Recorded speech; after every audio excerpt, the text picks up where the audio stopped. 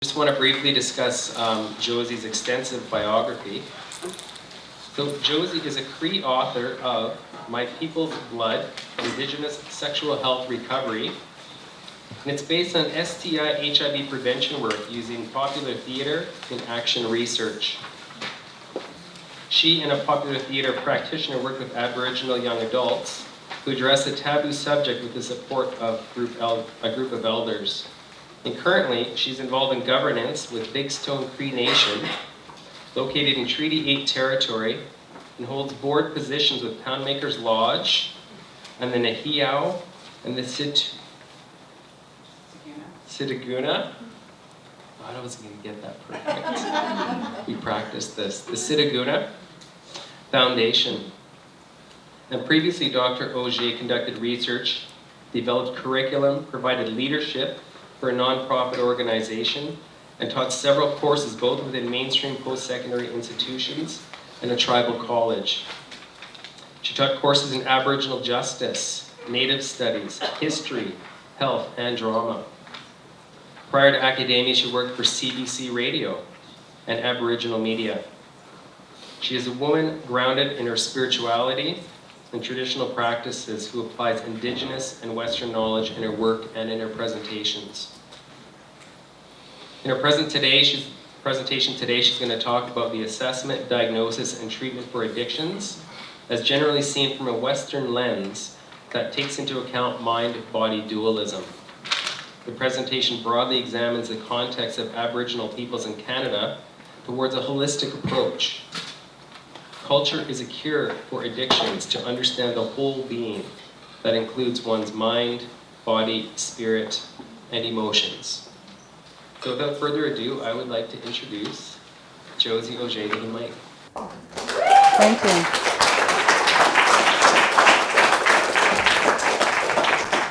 That should get you clicking. Great. Good morning. Well, good morning, everyone. I'm glad to be here today. And now I'm going to have a bit of a challenge this morning, so I hope I get this right. In the traditional territory of the Sinixt, the Selkirk, the Shekwepemik, and the Tanaha. I think I got the Tanaha right, but I'm very grateful to be here today in the traditional territory of our Indigenous peoples. I grew up mostly in Edmonton, in Alberta and Treaty 6 territory, but I was born up in Wabasca-Demre, where I'm living now, and that's in Treaty 8 territory and part of northern Alberta, part of British Columbia, part of the Northwest Territories, and also part of Saskatchewan. It extends over there as well. So I'm very grateful to be here. My daughter Chloe journeyed with me here, and we drove through the low pressure system, which took us from Edmonton to Calgary through the storm. And so when people were asking me, how was your journey here? I was like, didn't say too much because I thought I'd share a little bit about that journey here. We got to Calgary and then into BC, and everything was all very well. And we traveled up to the top of the mountain, and we were just enjoying the scenery. And every now and then I'll get afraid of heights, but I thought it was all good. My daughter's traveling with me. We smudged really good before we left, but you never know what's going to happen. So we traveled to the top of the mountain there, and we started to have that low pressure light system on this rental that I'm using. So it tells you when you're having a change in the weather system. So I got to the top of the car, and I'm wearing my lawn skirt, and it was quite cold up there. Not that cold, but thank goodness there was a truck driver up at the top of the mountain. He had been following me. So as we got steadily to the top of the mountain, I kind of slowed down, and I'm starting to kind of panic and get a little scared. And my daughter was holding my hand, and she was singing little lullabies to me, well, not really, but our own, down by the bay. So I get to the top, and I'm like, oh geez, now there's a truck driver there, and okay, I'll go and talk to him. So I kind of like very scared, and by this time my ankles are kind of rattling, my knees are rattling, and I went and talked to him, and I'm trying to be as brave as I could for my daughter, and because she's also afraid of heights. And I think it has a lot to do with the fact that we're more bear clan than anything else, and bears are not really, like eagles flying at the top of mountains, so we're more like down into the valley and into the bush, and we're good like that. So I looked at this truck driver and I thought, oh geez, what am I going to be bumping into here? And I have to talk to him. But he was very nice, he was like a slender non-native man, and he was really nice to us. And he said, no, you'll be okay. Well, can I follow you, or you won't go too fast and I'll make it down the hill, down the mountain? And he goes, well, I have to go 90 and I'm quite accustomed to traveling this road, but you'll be fine. So I hopped into the car again, and okay, here we are down by the bay. So I'm so grateful for my daughter for traveling with me, because I really don't think I would have made it here. And I think when I go back, and that's why I have to go back, because I don't want to go up the mountain again. So I'm going to try to take the longer way around. And so that was my journey here, and I'm very grateful to be here today. And I'd like to thank Alex and all of the organizers for sending the email out to Poundmaker's Lodge and to be able to be selected to be here today. So I wanted to share my little fear-based story with you, because when we talk about anxiety and we talk about depression and we talk about all of those feelings, it's important to be, talking about those things and be as real as possible about that. I'm glad I have this opportunity to present, because I was told that because they have me strapped up, I can kind of like walk around and talk at the same time. So you should be able to hear me. And in case that I share like too much about myself, that I can also edit those parts out. So I'm glad for that. So in Cree, my name is Mstehe Askesquel, and I think about like after I had sobered up in 1990 and a few years thereafter, and I had suffered like with addictions, because like many Native people and non-Native people, I had gone through my own upbringing of family violence, drinking, and sexual abuse, and a lot of moving around. So I never really had like friends growing up and whatnot, and my family was quite small, and we moved like to the urban area from Wabasca when I was like 5 years old. My mom didn't want me to go to school in the community. She didn't want me to go to school, like to have the education that she went through, and she wanted me to have like a better education. And so I'll kind of like pepper in and out of my life story as I talk about like this journey. So in about 1994, a spirit came to me, a bear spirit. It was like a grizzly, and it said to me, now you can call yourself Earth Woman. And the bear came to the smudge and smudged himself and told me this. So I guess you could say I had it ratified when I went to the sweat lodge, and the spirits had confirmed that, yeah, you can just put Mstehe there. The earth is big, and you can say, Big Earth Woman is your name. So that's me, that's my spiritual name, and that's who I am. And I also have another Cree name. It's Onamitu Okisiku Atakos, and that is like an angel, like a spirit dancer that comes from the sky to here. So that's a little bit about who I am. I dance powwow as well, and I dance in ceremonies as well. For us as Native people, dancing is really important. Song is really important. Prayer is really important. It's a part of who we are.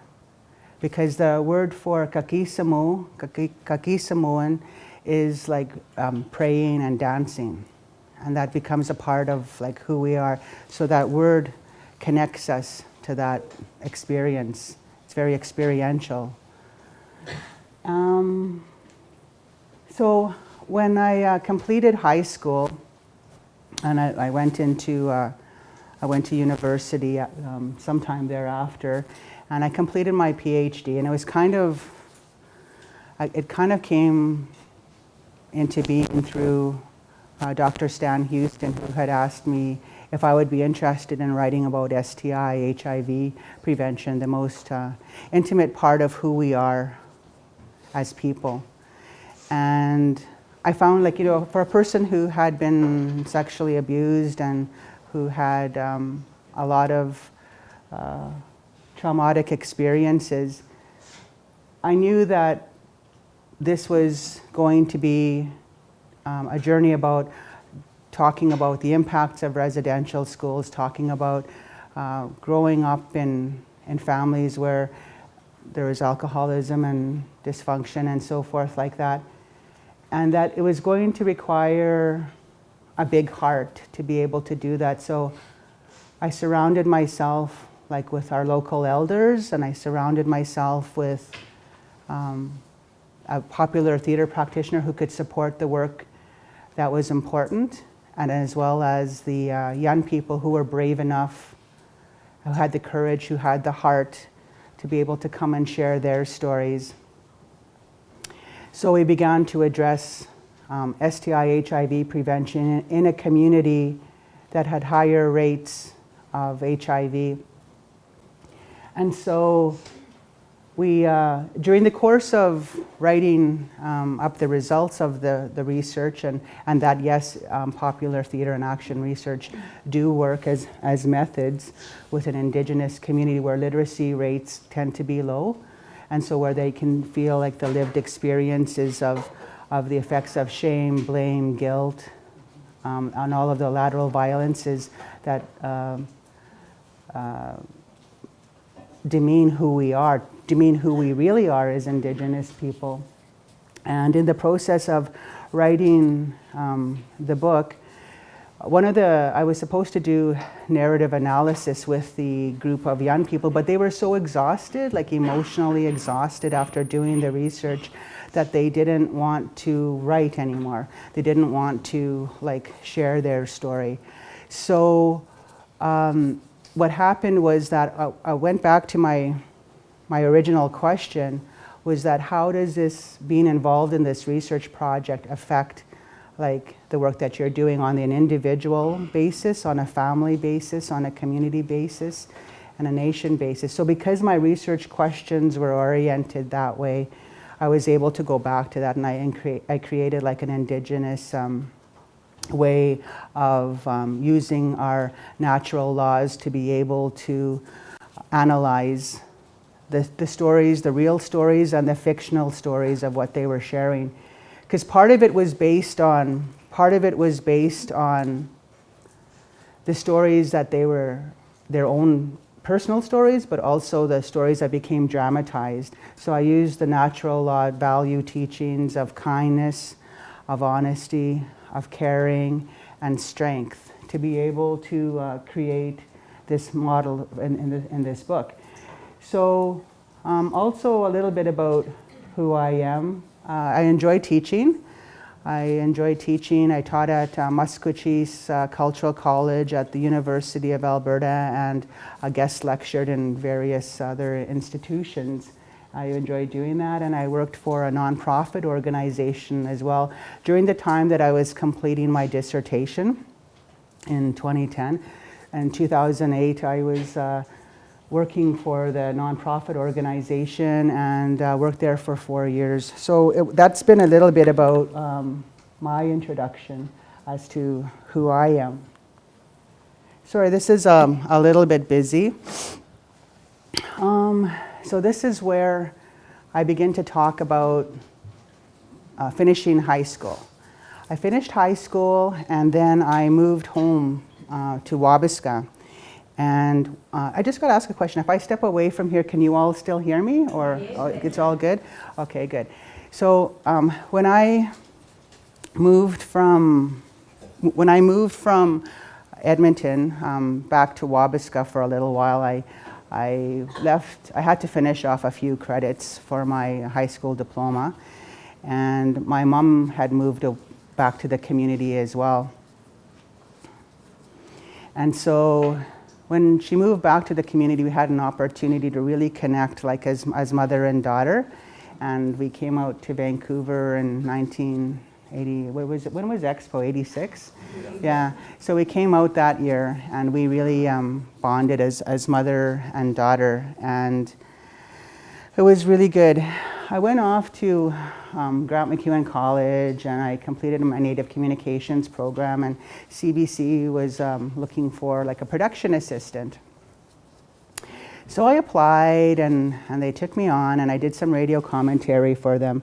And I was also at that point in my time, becoming more familiar also with drama, also with my culture, and had my first sweat lodge ceremony in my own community at that time. And I remember there was some reason why I didn't want to go to work. I don't know why. Maybe the spirit knows that something is going to happen, and I didn't go to work. I got a knock at my door, and two police officers were there, and of course they came with the bad news that my mom had passed away. And I was, I just screamed, I cried, and they told me that she had passed away, and I asked how, and they told me that she had been killed. And again, like, it brought back like all of the pain of watching her get beat up, like when I was younger, and to know that she had been shot twice by her boyfriend, and he came back into the picture. I didn't ask, but I asked if there was any alcohol involved, and they said no.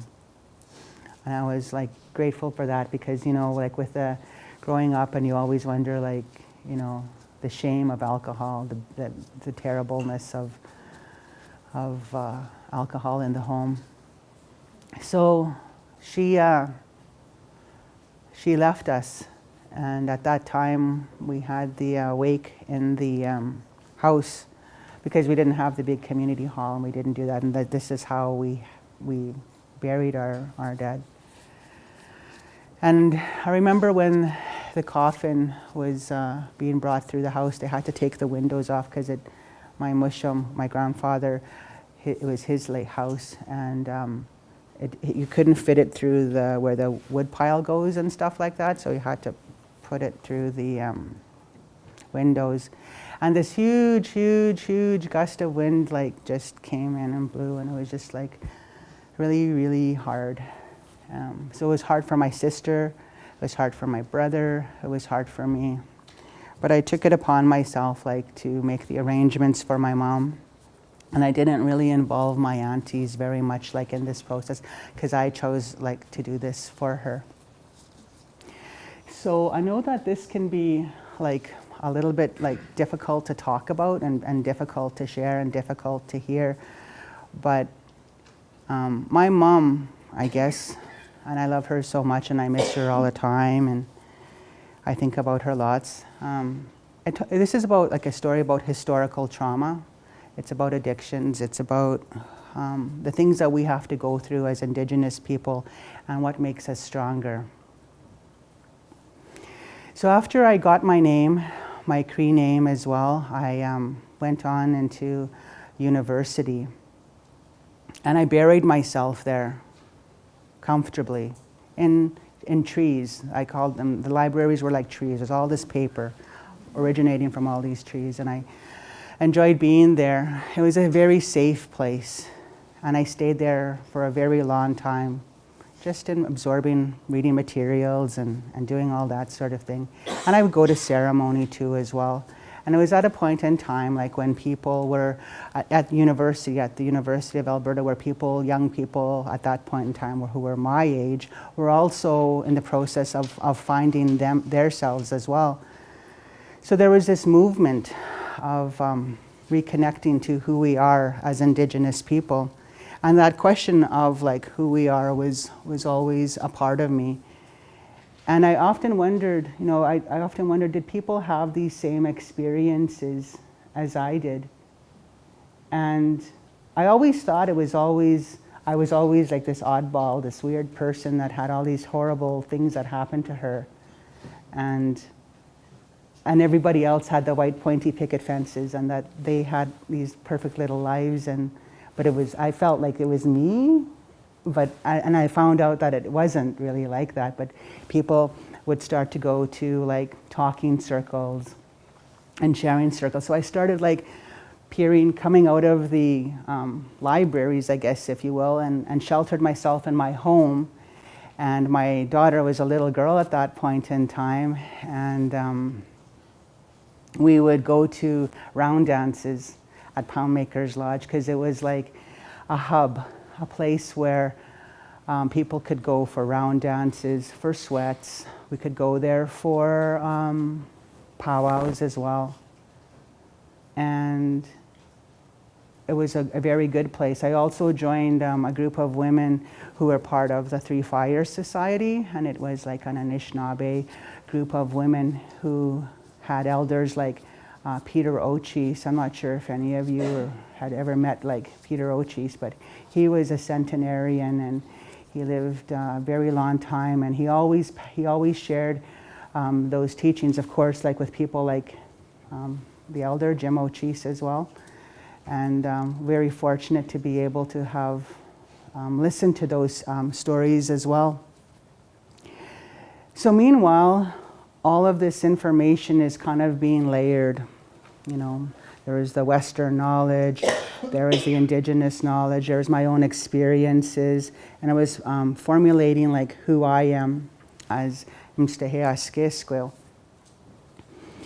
And after completing my work over at the nonprofit organization Nietzsche Institute, I ended up consulting and working for a while.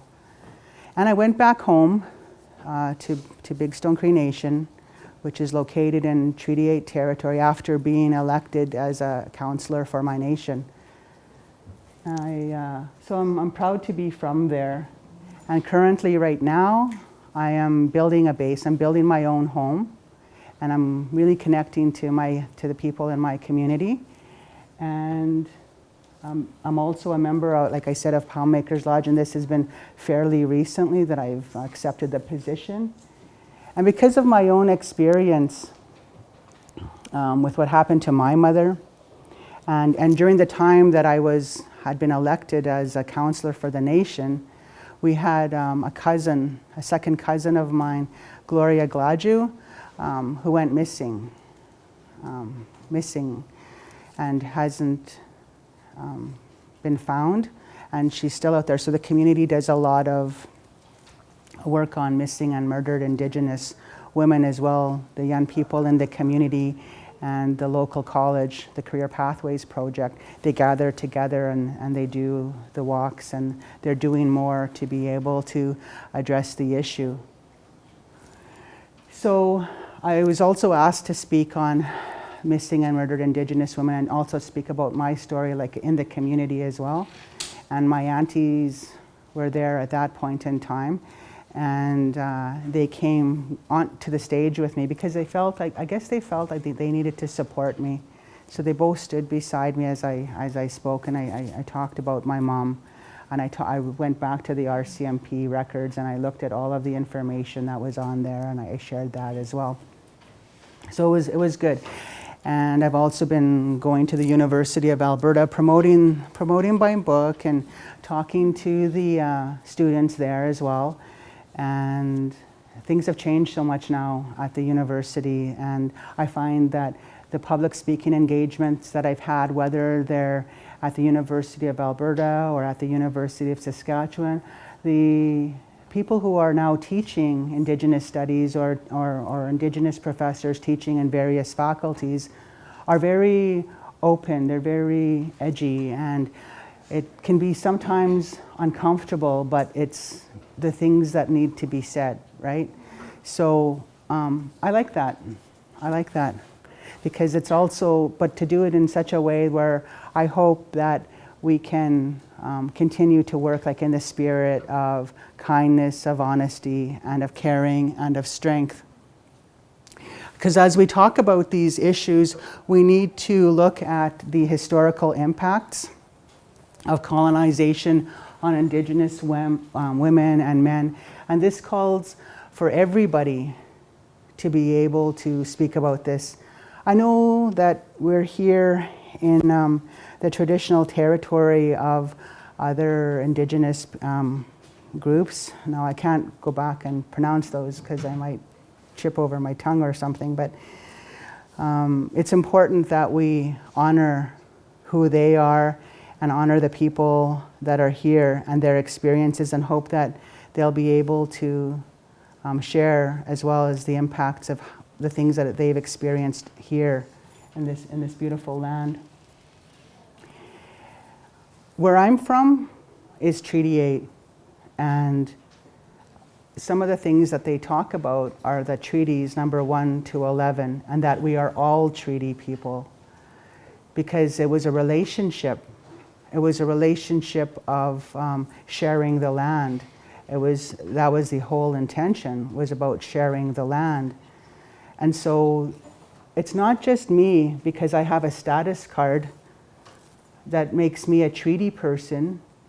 It makes all of us treaty people, because there are promises, there are obligations, there are things that go both ways.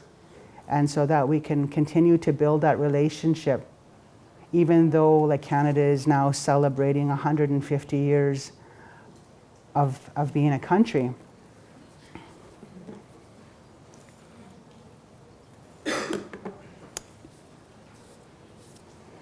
So there was a Hopi prophecy, and back in the 1990s when I was hearing about this movement of difficult times, and that at the time, like 7 generations ago, that there was a prophecy that because of there was a lot of intertribal warfare, there was a lot of different difficult things that we're going through, that we as Indigenous people, there was a lot of warfare happening amongst us, that we were, and this is something that one of the elders was talking to me about, had said that we were going through a dark and difficult times, and it wasn't until, and part of this is another elder story, it wasn't until there was, the eagle had landed on the moon, that the dark shadow was going to be lifted. So we went through a very difficult period of time across North America, across Central and South America as well. And in 1969, when the spaceship had landed on the moon, the astronaut had said, "The eagle has landed." And that was like the prophetic teachings of when the eagle has landed on the moon, that the difficult times would lift. And that was, I think that was 1969. So Poundmaker's Lodge was established like in 1973, and this coincides like with that prophecy. It is a provincial, national, and international leader in Indigenous health. We're located in St. Albert, which is just adjacent to Edmonton, and it's an accredited institution, and it's the first Indigenous health organization established in Canada. The unique part about Poundmaker's Lodge, and I think I alluded to it, is that they believe that ceremony is first and foremost, and culture is cure. So now I could talk a little bit more about myself and tell you that when I talk about my background, and when I was working at CBC for a little while there, I left CBC, and I was overwhelmed, and I couldn't deal like with this loss and the way this suddenly happened, that, you know, whose mother gets shot twice? Why does it have to be my mother that have a shot twice? Who can I talk to? And I had a very understanding employer, and they were really good. I went to go work at Windspeaker, and also at some of the local television stations, and I did those talking head shows, and it was good. And I talked to people who had been living with HIV, a lot of organizations. People like yourself would have been like on the show when we would have been talking about like some of the issues. I would have been talking to our own Native people, like talking Métis people, talking about like their stories and so forth. And that was the kind of thing that I did. Wow. So my daughter is telling me what time it is here, so I better move along here. So then what happened was that I started to go to, I started to find myself, and a very dear friend of mine introduced me to an elder, and he helped me. And one of the things that I was told at that time was that I had a dark shadow like following me, and it was something that I needed help with spiritually. So he took me to this little old lady who didn't speak a word of English, and she helped me. And after that, I also started going to like sundances and ceremony. I did go to one AA meeting. I know the doctor yesterday, she was talking about AA and how that can help people. I went to one AA meeting, and I did my first step. But I also took the part about the culture that just seemed to fit with me. I also went to talk to psychologists, and I went to the talking circles as well. And I just continued to go to school. And that's how culture as cure for me had helped. And I find that a lot of the people at Poundmaker's Lodge, they also have the opportunity to go to ceremonies. Very blessed people, very gifted people work there. And so you can participate in that. And there's also the sweat lodges as well, the other ceremonies that are there, the round dances, the powwows, and they do the daily smudges, and they have a specific room for smudging as well. In addition to the western part of it. This is the building from the outside. The sign there, it says welcome. And the mission statement is basically like about the prayer that we had this morning here too. And thank you, Bev, for the prayer. And thank you, ladies, and everybody who was drumming, the little people yesterday. And thank you for that. I really appreciated that.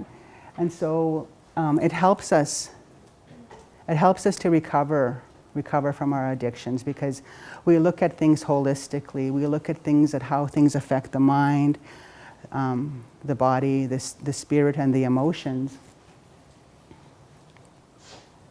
And this is the smudge room where they'll do part of the smudge here, and sometimes there'll be pipe ceremonies, and sometimes there will be feasts there.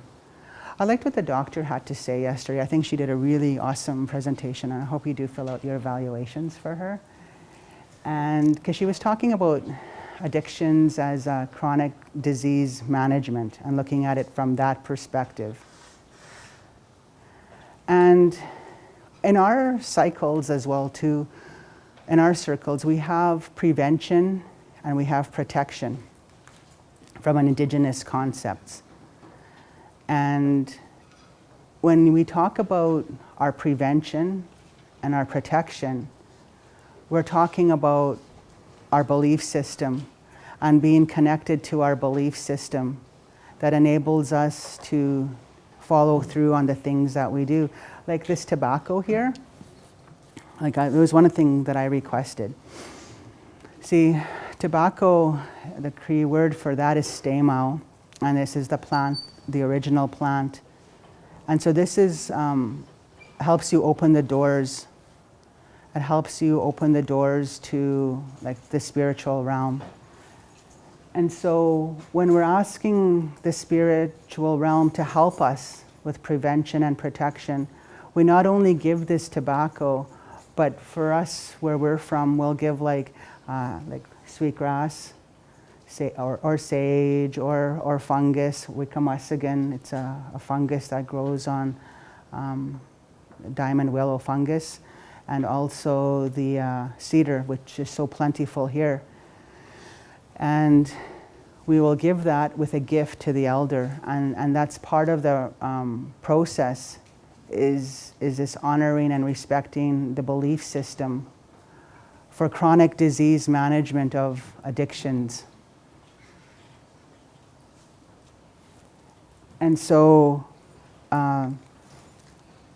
it's important that during the course of the treatment that people will be able to understand a little bit. And it's not just for Native people, but it's also for non-Native people.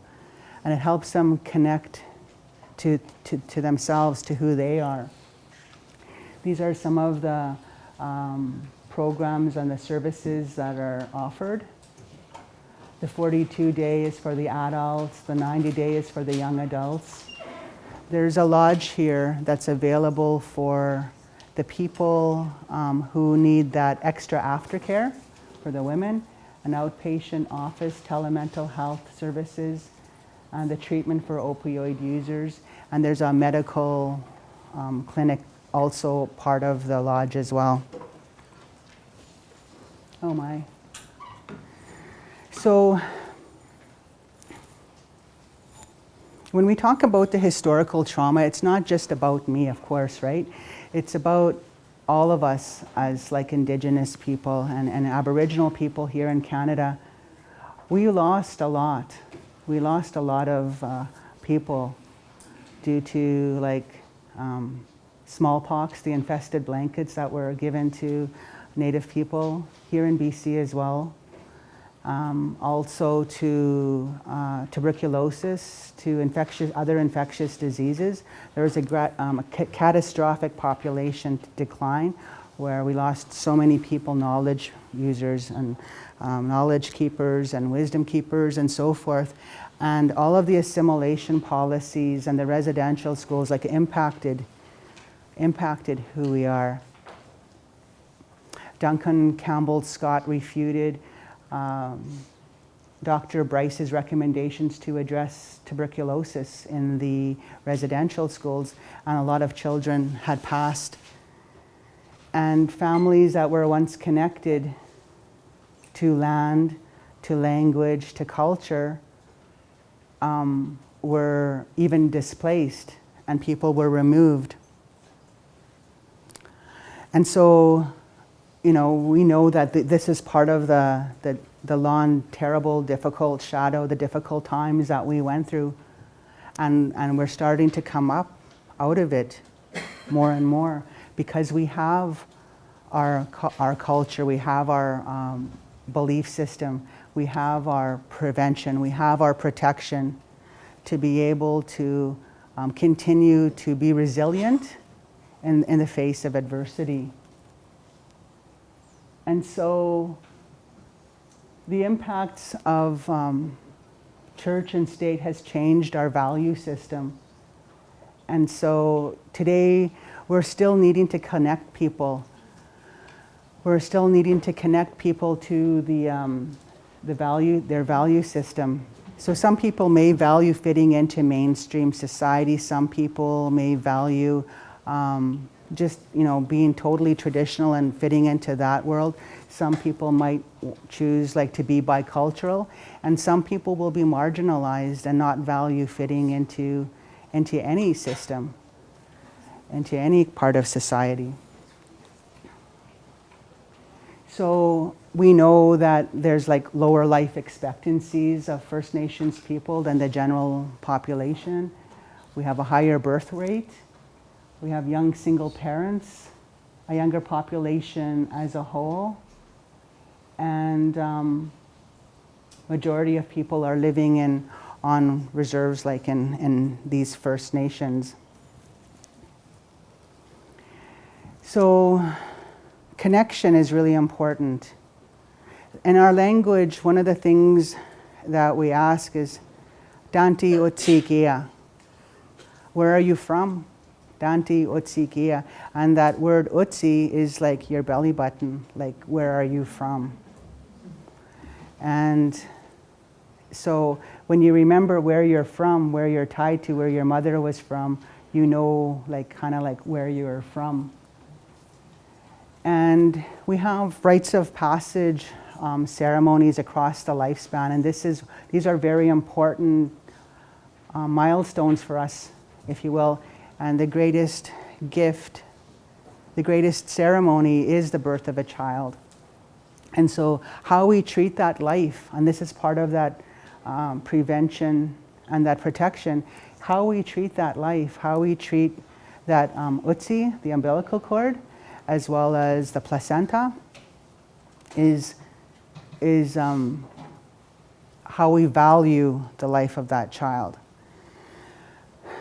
And a lot of these things, like when everything was medicalized, a lot of these ways were, these values were taken away from us.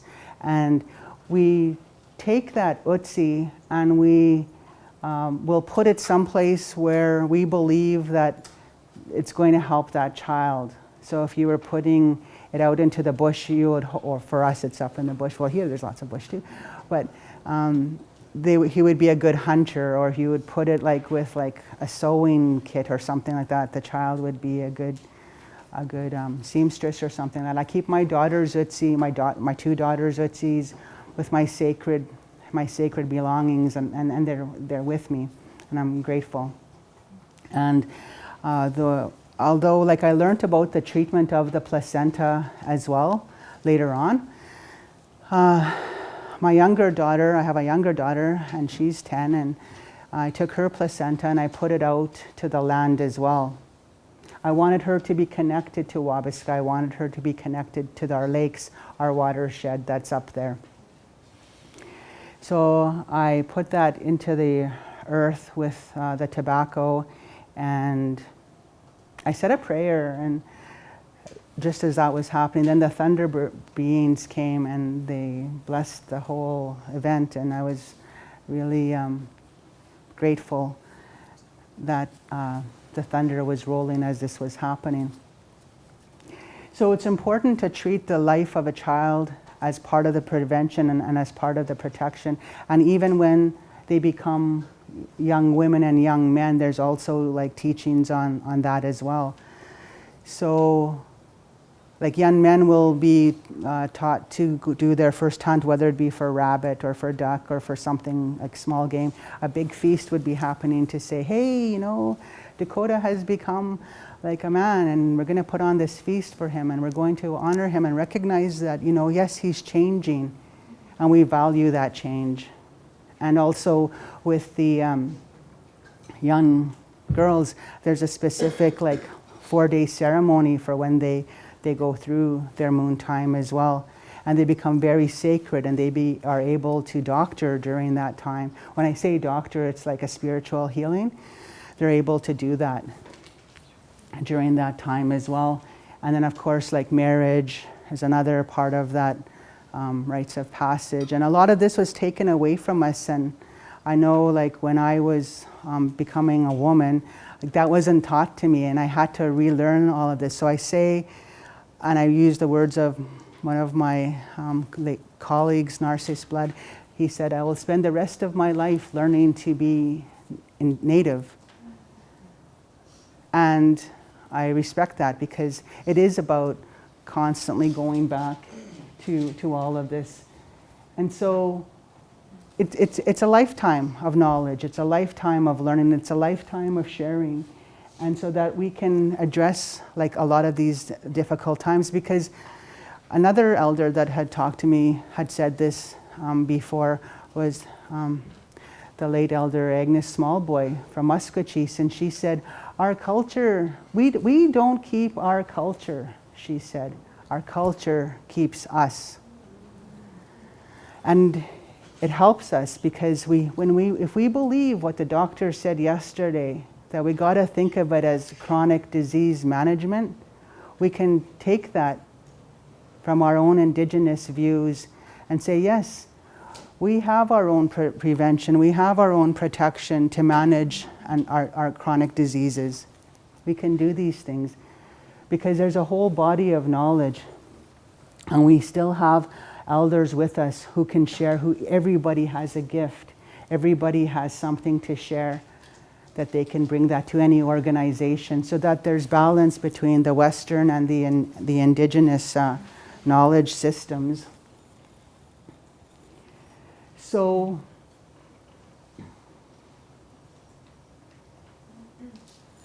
that long, terrible shadow that has plagued our people had started like some healing movements.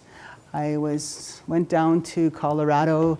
I met with Don Coyhis, who is part of that Wellbriety movement, and I included some of his information into my presentation. So it is about resiliency, it is about survival, and it is about personal healing. And for many of us now, it becomes political advocacy. Because if there's only $7 million for substance abuse research in Canada, then we have to become political advocates to be able to say, why are we not addressing addictions from an Indigenous perspective? Why are we focusing a lot on pharmacology and the physical aspects of the disease? When do we research the effects of the spirit, how we can support the spirit, how can we address heart knowledge, how do we capture that and engage like healing? So there's a lot that could be done. And as for us too, as First Nations, that political advocacy comes as part of like addressing the many determinants of health, the proximal and the distal determinants of health. And when I was reading some of the literature, reviewing and reading some of the literature for this presentation, the treatment, the assessment, the diagnosis tends to focus largely like on the mind and the body, and there's not a lot like on the, like I said, like on the spiritual part or the emotional part of addictions, and how we get into that situation. For us as First Nations, there's no real direct translations of the words anxiety or the words depression. So it's difficult to say. You want to be able to capture meaning in terms of the linguistics, in terms of what these experiences mean to the Native people themselves from their worldview. Anxiety, Kustatsi Wiwayat, that's like to be very afraid, like to be very fearful, and depression, Inipuyat. Those are the closest words that I could, at the point in time when I was talking to the elder, that I could find to describe anxiety and depression. Because we need to think, we need to understand, and we need to think of what these experiences mean, like to Indigenous people, because they may not have that.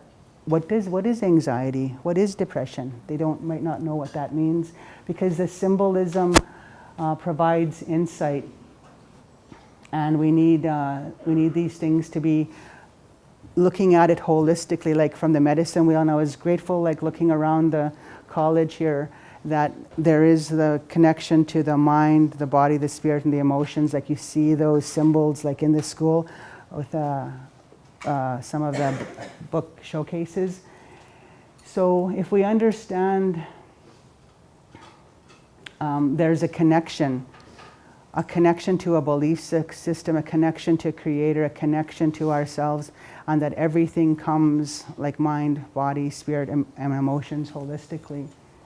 Whereas like from the Western side, and we saw that yesterday, and I was grateful for all of that information that the doctor had shown us, because, we know like all of the opioids, that a lot of this is because of chemistry, pharmacology. We know that a lot of that is driven from that side.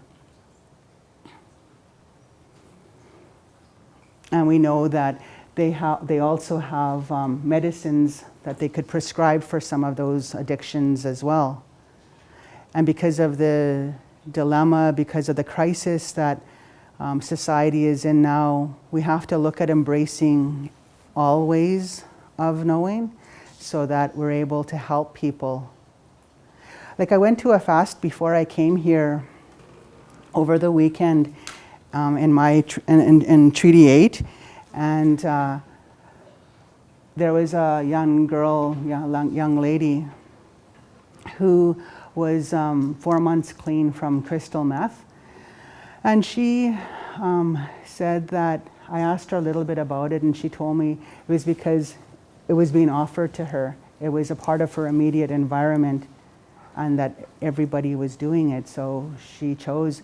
So she was now using the culture to be able to help herself detoxify and to clean herself up and to have the support from caring people.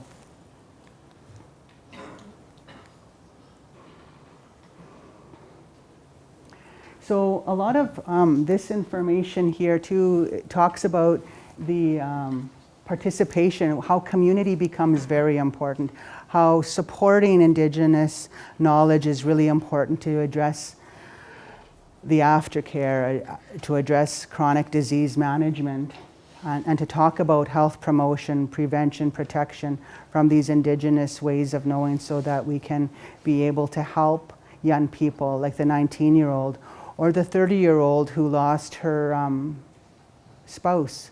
She was also at the fast. 6 weeks ago, her husband hung himself, and she didn't know.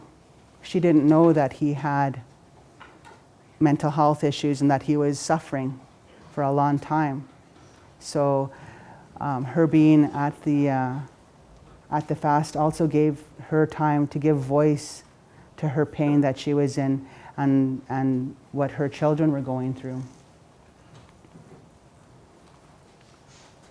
There's been many different recovery movements.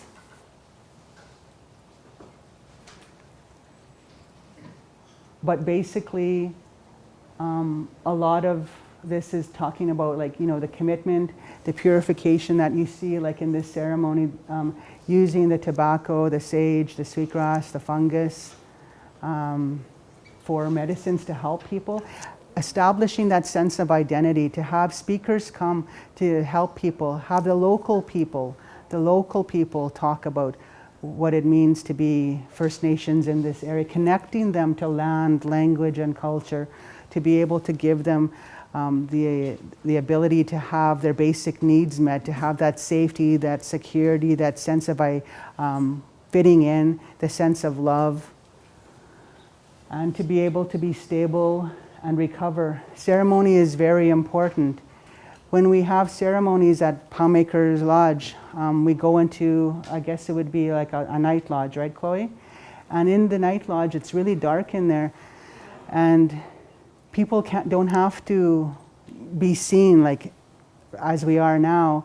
They can talk about the things that maybe they wouldn't talk about if the lights were on. So it helps them, and the spirits help them too, to be able to allow them to tell their stories, and it gives meaning to their lives. It gives meaning to them.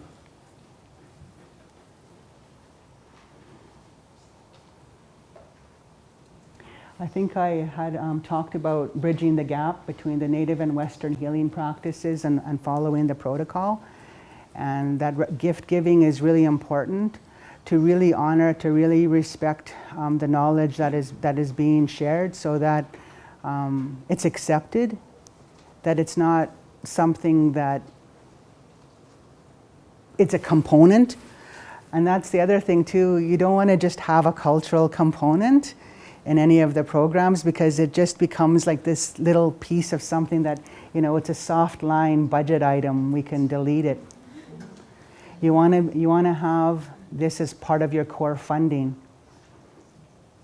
and you want to be able to value it and honor that.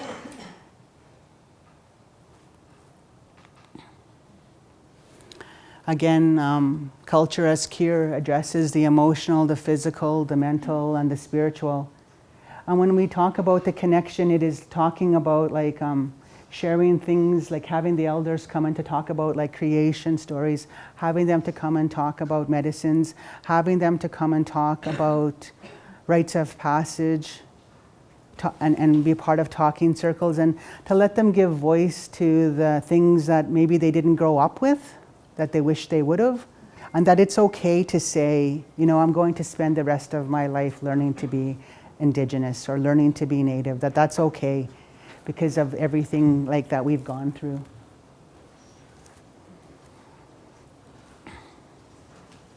Any questions?